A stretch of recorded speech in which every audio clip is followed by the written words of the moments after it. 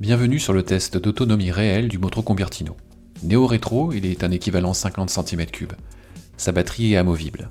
Son tarif accessible le place sur l'entrée de gamme, mais ses capacités et prestations en font un scooter électrique au très bon rapport qualité-prix. Les conditions du test étaient les suivantes. Le conducteur pèse 80 kg, équipement compris. Les températures étaient comprises entre 10 et 12 degrés.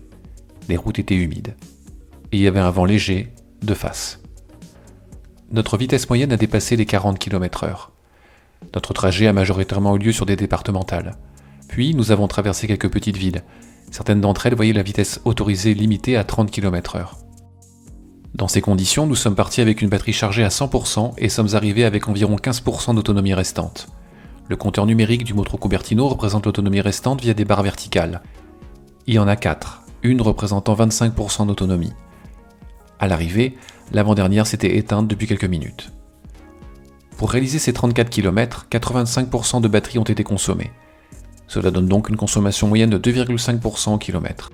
Dans ces conditions, de 100 à 0%, l'autonomie de la batterie du Moto Convertino sera donc de 40 km.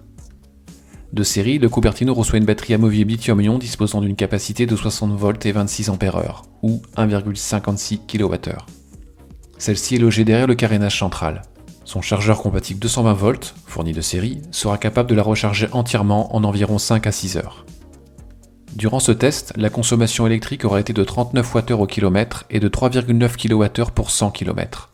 Ce niveau de consommation est très convenable. À ce niveau de prix, le Convertino fait parfois jeu égal avec certains de ses concurrents aux tarifs plus onéreux.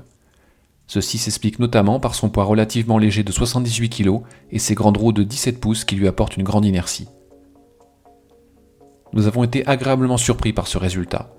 Durant notre trajet, la vitesse moyenne a dépassé les 40 km/h et les conditions étaient certes correctes, mais pas idéales. Si vous conduisez essentiellement en ville et en zone 30, vous pourrez profiter d'une autonomie un peu plus importante.